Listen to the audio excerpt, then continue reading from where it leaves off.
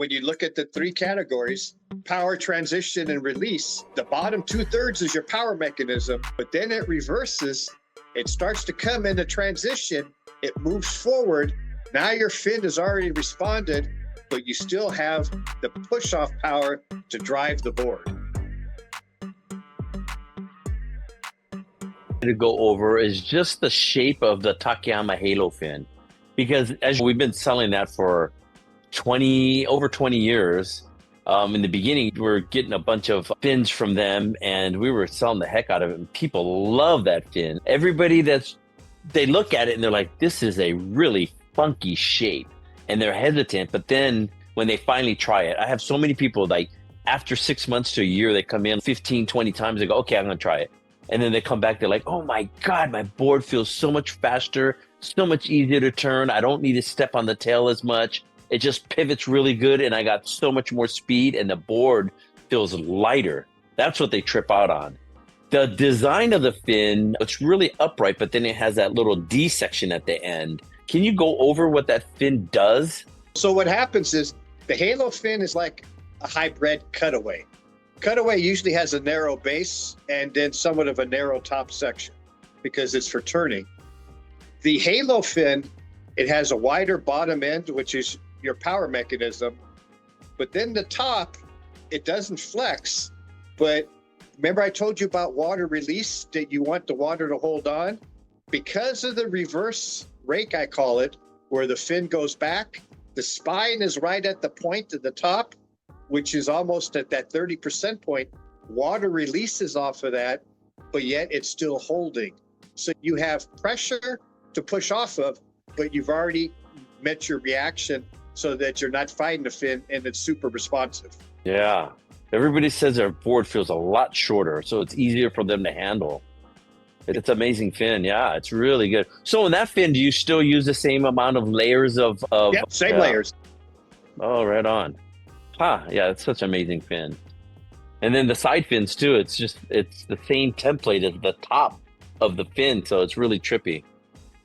Yeah, the side fins, again, because you have the volume. And remember, when you look at the three categories, power, transition, and release, the bottom 2/3 is your power mechanism, but then it reverses. It starts to come into transition. It moves forward. Now your fin has already responded, but you still have the push-off power to drive the board. Yeah, that fin is really fast. So many guys, once they try it, they don't go back to normal fins. Yeah, that was actually, there was a fin in the 80s. Ed Angulo had a fin very similar to that. Matter of fact, no, I don't have one, but it's very similar to that for windsurfing. Oh, interesting. Larry, thank you very much, man. We covered a lot, and it was really in-depth, and I'm sure people have to watch this 3 or 4 times to understand what we're talking about. I'm going to have to review this too a couple more times to really understand what you were saying. But yeah, thank you very much. It's very simple. People have to remember that even though a fin looks the same with outline, it's the inside of the fin that changes everything. So from beginning to end, how long does it take you guys to make a fin? There's 2 ways of looking at it. You laminate a panel. A panel takes about an hour and 15 minutes. Okay. Then you wait for it to set overnight. After you lay a panel up, you let it cure overnight. And then you have templates that you put on, you scribe it and you cut it out. Is that what you do? Yeah. Right. And then we cut out and foil. Yeah. So the foiling, they're just sitting there by hand and they're just going like this, eyeballing it, huh? So you got to know what you're doing. Yeah. After 50 years, I have enough practice. Yeah. Yeah. Not by choice, but just by necessity. Yeah. It's a labor of love. Yeah, when I foiled this to release, I hadn't done it for a while until the last 5 to 6 years because I lost my foiler, but I'm training another guy now to foil because I just can't do it all. But I finished the fin as far as fine-tuning it, but foiling is crucial. So basically that's what happens with the CNC machine. Guys CNC the fin, and then guys orbital sander the scallops of the fin down. So even though it comes off a CNC machine fairly accurate, although it's not really accurate because when you flip the fin over and now you have a taper, the CNC machine doesn't recognize the taper and you get tip vibration.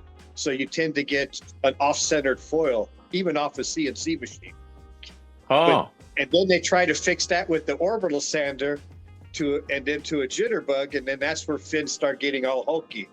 So that's why people, as soon as you say CNC, they think, fin's perfect. No, because it goes through 3 or 4 different people before it gets to the end. So I wanted to ask you, we've had guys, shortboards and longboards, they're like, hey, this fin is humming. What usually causes the fin to hum? Two things. If it's a glossed fin, it's the bead at the trailing edge. If it's a sand-only fin, then it's because... So the bead at the trailing edge, which would be the back, and that means there's like it's a little bit thicker? A little lip, because the resin will come and pool up there. And what happens is, as water travels over that, it deflects. Remember, now we go back to the deflection. So that little hump will deflect the water and trap air. And there's where your hum is. So that means you need to just sand it down a little bit? Yeah, what you do, yes, you want to always have the back so it's not perfectly square. And I'm guilty of that sometimes, because I prefer not to cut someone. I always say that if you sand a fin, I tell my guys when we fine tune a fin, if you fine tune a fin too sharp and it cuts you, then you did it wrong. If you fine tune the fin and then you come square, then the corners on each side, there'll be 2 points. You just take 100 grit and knock that point off so the trailing edge is round. It doesn't have to be pointy, it just has to be round.